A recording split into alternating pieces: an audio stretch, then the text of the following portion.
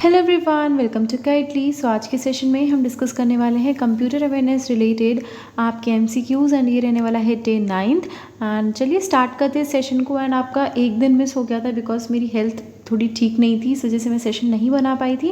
But अब आपके sessions जो हैं वो कंटिन्यू रहेंगे बिकॉज मेंस आपका बहुत पास है एंड मैं नहीं चाहती आप लोगों का टाइम बिल्कुल भी वेस्ट हो। तो कमेंट सेक्शन में बताइएगा सेशन आपको कैसा लगा। And let's start the session without any further delay. उससे पहले अगर आप चाहते हैं कि इस पूरे सेशन का पीडीएफ मिले तो टेलीग्राम चैनल का लिंक डिस्क्रिप्शन बॉक्स में गिवन है, वहाँ जाके ज्वाइन कर सकते हैं। आपको डेली पीडीएफ वहाँ प्रोवाइड करा दी जाएंगी, ठीक है। सो एंड अगर आप चाहते हैं बंडल पीडीएफ कोर्स परचेज करना कंप्यूटर अवेयरनेस का तो वो भी आप कर सकते हैं। That is only for ₹99। So first हमारा क्वेश्चन है एफटीपी का फुल फॉर्म क्या होता है। सो एफटीपी यानी कि file text process, format text protocol, file threading process, file transfer protocol या फाइल ट्रांसमिट प्रोटोकॉल। सो एफटीपी का फुल फॉर्म होता है फाइल ट्रांसफर प्रोटोकॉल। सो जब हमें फाइल्स ट्रांसफर करनी होती हैं from one network to another, one device to another, तो हम उसके लिए एफटीपी यानी कि फाइल ट्रांसफर प्रोटोकॉल का यूज़ करते हैं, ठीक है। सो आपका आंसर हो जाएगा ऑप्शन डी। देन नेक्स्ट है dash is a term use to describe. तो अगर कोई हमारा इलीगली कोई हमारे कंप्यूटर पे इलीगली यूज़ करता है, कॉपी करता है या डिस्ट्रीब्यूट करता है किसी भी तरह के सॉफ्टवेयर को विदाउट ओनरशिप और लीगल राइट्स, यानी कि अगर किसी के सिस्टम से कोई इलीगली कोई चीज़ को कॉपी कर रहा है, डिस्ट्रीब्यूट कर रहा है सॉफ्टवेयर को बिना किसी परमिशन के, ओनर जो है उसके बिना किसी परमिशन के या लीगल राइट्स के, तो उसे हम क्या कहेंगे? Free software, software piracy, donationware, freeware या शेयर वेयर। सो आंसर हो जाएगा आपका option B, that is software piracy. यानी कि आप किसी की परमिशन के बिना, किसी ओनर की जो परमिशन है उसके बिना आप किसी चीज़ को अगर कॉपी करते हैं या डिस्ट्रीब्यूट कर देते हैं सॉफ्टवेयर को तो उसे सॉफ्टवेयर पायरेसी कहा जाता है। तो ये टर्म्स काफ़ी इंपॉर्टेंट होते हैं, थोड़ी थोड़ी चीज़ों से ही ये टर्म्स डिफर कर जाते हैं, तो याद रखिएगा। The next day dash is the practice of concealing a message with another message और physical object.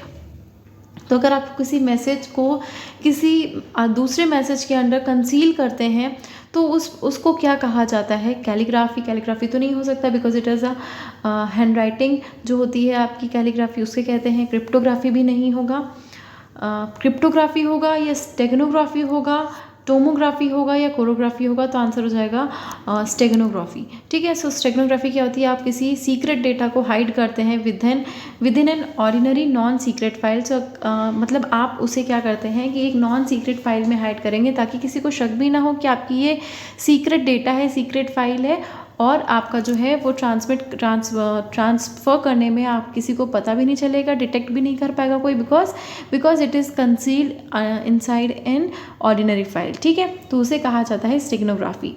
The next step which is the spreadsheet software provided by Google के द्वारा कौन सा स्प्रेडशीट सॉफ्टवेयर जो है प्रोवाइड कराया जाता है? iWords, Google docs, Google preview, Google drive या गूगल शीट। तो आंसर हो जाएगा option E, that is Google sheet, ठीक है। The next step which of the following function is use for addition in MS Excel. So MS Excel में add करने के लिए हम कौन से फंक्शन का यूज़ करते हैं, यानी कि एडिशन के लिए हम कौन से फंक्शन का यूज़ करते हैं? Add plus none of this sum या अमाउंट। तो आंसर हो जाएगा option D, that is sum, ठीक है। The next step which of the following is the professional social networking site that allows access for job opportunities and to connect the industries. तो job opportunities के लिए सीख करने के लिए और इंडस्ट्रीज़ के साथ कनेक्ट करने के लिए कौन सी ऐसी प्रोफेशनल सोशल नेटवर्किंग साइट है?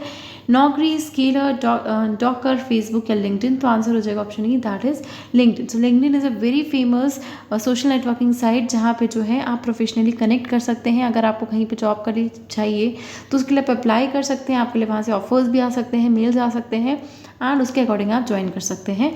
The next the S at the end of HTTPS stands for. So आप देखते हैं कि जो आपका IP एड्रेस होता है, ठीक है, और जो आपका वेब एड्रेस होता है, वेब लिंक एड्रेस होता है वेब पेज पे, तो उसके साथ साथ HTTP भी जुड़ा होता है। तो HTTPS में S का फुल फॉर्म क्या होता है? Stealth, safe, software, secure.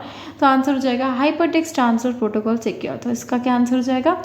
S से सिक्योर जो है वो हो जाएगा आपका S का मतलब, that is secure. The next है what is the name of list that stores the URLs of web pages and links visited in the past few days. तो आपको बताना है उस लिस्ट का नाम क्या होता है जहाँ पे आपके रिसेंट विजिटेड आपके URLs जो होते हैं वेब पेजेस के और लिंक्स जो होते हैं वो स्टोर होते हैं। Linked list, page list, double paging list या नन ऑफ दीज या हिस्ट्री लिस्ट। तो आंसर हो जाएगा आपका option E, that is history list. History list में आपके जितने भी पेजेस आपने विजिट्स किए होते हैं, URLs विजिट किए होते हैं, वो सब सेव होते हैं। The next है a program either talk numeric that is made and available in digital format for automatic download over the internet is called ऐसा प्रोग्राम जहाँ पे न्यूमेरिक में आपको अवेलेबल करा दिया जाता है इन डिजिटल फॉर्मेट ताकि आप उसे ऑटोमेटिकली डाउनलोड कर ले इंटरनेट से, तो उसे क्या कहते हैं, ब्लॉग, पॉडकास्ट, ब्लॉग, ब्रॉडकास्ट या यूनिकास्ट। तो आंसर हो जाएगा option B, that is podcast. तो पॉडकास्ट एक प्रोग्राम होता है जो कि न्यूमेरिकली टॉक करता है और अवेलेबल कराया जाता है डिजिटल फॉर्मेट में ताकि आप उसे ऑटोमेटिकली डाउनलोड कर लें इंटरनेट से, ठीक है। नेक्स्ट है ए और an dash is a private corporate network use exclusively by company employees. So company employees के द्वारा इनमें से कौन सा प्राइवेट कॉर्पोरेट नेटवर्क है जो कि यूज़ किया जाता है, peer to peer network, internet, LAN, वैन, इंटरनेट। तो आंसर हो जाएगा option E, that is internet. So internet जो होता है वो यूज़ किया जाता है कॉर्पोरेट बिजनेस के द्वारा, कॉर्पोरेट पीपल्स के द्वारा, कॉर्पोरेट कंपनी एम्प्लॉयज़ के द्वारा। तो जो नेटवर्क यूज़ किया जाता है that is internet because it is a private network that is contained with enterprises, ठीक है। The next है in MS PPT, MS PowerPoint you can show shortcut menu during the slide show by। सो अगर आपको कोई भी shortcut menu को show करना है तो उसके लिए आप किसका यूज़ करते हैं MS PowerPoint में, clicking the shortcut button of the formatting tool bar, right clicking the previous slide, left clicking the present slide या right clicking the current slide. So answer हो जाएगा ऑप्शन डी। अगर आप right click करेंगे current slide के तो आपको shortcut menu जो है स्लाइड शो में वो दिख जाएगा, ठीक है। द नेक्स्ट है ऐसी कौन सी मेमोरी है जो सब कुछ भूल जाती है जब भी उसे स्विच ऑफ कर दिया जाता है, सो दैट इज़ आपका volatile memory. So yes, last जो सेशन था उसमें मिसमैच हो गया था कि मैंने ऐसी मेमोरी जो कि बिल्कुल भी कुछ भी नहीं होता उसके लिए हम कहते हैं नॉन वॉलेटाइल मेमोरी, एंड जिसमें स्विच ऑफ करने पे सब कुछ चला जाता है तो उसे कहा जाता है वॉलेटाइल मेमोरी, ठीक है। नॉन मीन्स होता नहीं है बट यहाँ पे अपोजिट है, वॉलेटाइल में जो है अगर आप स्विच ऑफ कर देंगे तो मेमोरी जो है फॉरगेट कर जाएगी, बट ऐसा नॉन वॉलेटाइल में नहीं होता है। द नेक्स्ट है मैक्सिमम जूम परसेंटेज कितना होता है माइक्रोसॉफ्ट पावर पॉइंट में। सो कितने परसेंटेज तक आप जूम एक्सटेंड कर सकते हैं MS पावर पॉइंट में, तो ऑप्शन है 100%, 200%, 400%, 250 या 500। तो आंसर हो जाएगा ऑप्शन सी, दैट इज़ आपका 400%। तो 400% तक जो है वो आप जूम इन कर सकते हैं। सो यहाँ पे शायद आंसर मिस है इसका, तो आप लोग को मुझे कमेंट सेक्शन में बताना है कि आज का आंसर क्या होगा, 100, 200, 400, 250 या 500, ठीक है। द नेक्स्ट है first digital computer and what most people think of as a computer called the. So first digital computer जो है and what most people think of was called.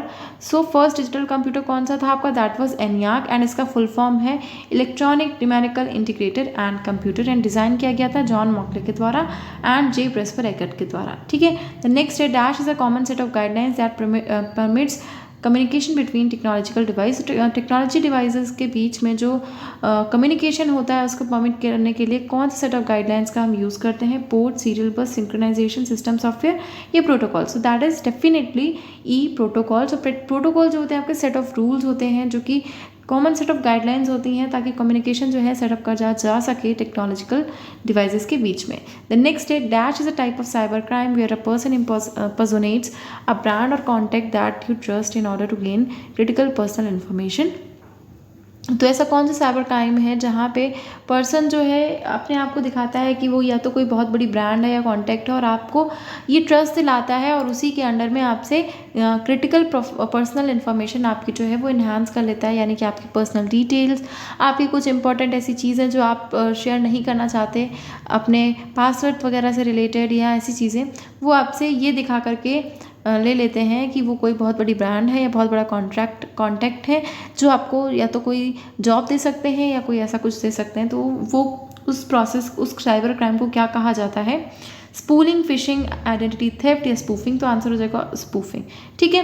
तो स्पूफिंग में क्या होता है, आदमी जो है अपनी फेक आइडेंटिटी दिखाता है। द नेक्स्ट है इनमें से ऐसी कौन सी कमिटी है जो गाइड करती है the progression of TCP/IP suite and internet. So that is option D, internet assigned architecture. The next है dash is the process of copying data. So इस प्रोसेस को क्या कहते हैं, जहाँ पे डेटा जो है आपका कॉपी कर लिया जाता है वन एरिया से another in order to secure in the event of disaster, accident और क्रिमिनल एक्ट। सो ऐसी कोई भी चीज़ें होती हैं तो क्या होगा, आपका डेटा जो है जो कॉपी कर लिया गया है उस जगह से और ऐसी जगह पे ट्रांसफ़र किया जाता है जहाँ पे वो सिक्योर रह सके, तो उसे हम क्या कहेंगे, डिस्क क्लीनअप, डेटा बैकअप या डेटा चेकअप। तो आंसर हो जाएगा डेटा बैकअप, ठीक है। द नेक्स्ट है कौन से ईयर में इंटरनेट एक्सप्लोरर जो है उसे फर्स्ट रिलीज़ किया गया था? 1990, 1998, 1996, 1993, 1995। तो याद रखिएगा ऑप्शन ई दैट इज़ 1995 में इंटरनेट एक्सप्लोरर जो है वो फर्स्ट टाइम रिलीज़ किया गया था। दैट वाज इंटरनेट एक्सप्लोरर 1.2 यानी रिलीज़ किया गया था माइक्रोसॉफ्ट के द्वारा। द नेक्स्ट है इनमें से कौन सा ऐसा यूनिक 8-बिट बाइनरी कोड है for each number and alphabetic character as well as, जिसमें अल्फ़ाबेटिकल करेक्टर भी होता है, नंबर भी होता है, पंक्चुएशन मार्क्स भी होते हैं, एक्सेंटेड लेटर्स भी होते हैं, नॉन अल्फ़ाबेटिक करेक्टर्स भी होते हैं। तो आंसर हो जाएगा option see that is EBCDIC, that is extended binary coded decimal interchange code. ठीक है, तो ये क्वेश्चंस हो गए आपके टॉप 20 क्वेश्चन जो हमने डिस्कस कर लिए कंप्यूटर अवेयरनेस से रिलेटेड। ये प्रीवियस ईयर क्वेश्चन एग्जाम में आए हैं, मेमोरी बेस्ड क्वेश्चंस हैं। सो आई होप ये सेशन आप लोग को अच्छा लगा होगा। सेशन अच्छा लगा है, do like it, share it with your friends and don't forget to subscribe the channel. Thank you so much.